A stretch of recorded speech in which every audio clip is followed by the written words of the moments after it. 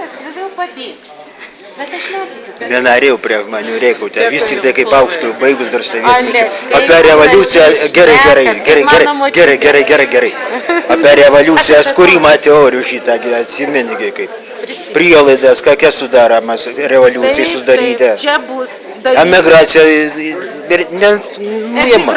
nuėma problemą. Ne, jeigu nebūtų emigracijos, kai mes sakom, kad dabar mūsų nedarbo lygis sumažėjo, pas mūsų žimtumo lygis, pas mūsų darbo vietų yra tiek pat, kiek 8 metų.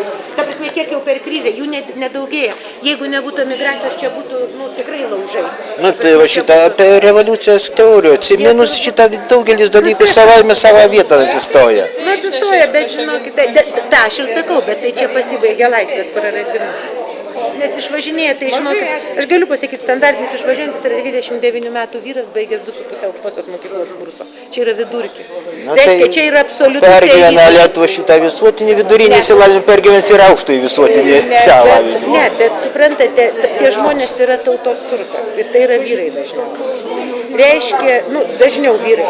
Reiškia, mes tiesiog paliekam labai specifiniai struktūrai visuomenį. Nefunkcionuoja visuomenė. Atsiprašau, o kur jūsų knygą galima įsigyti?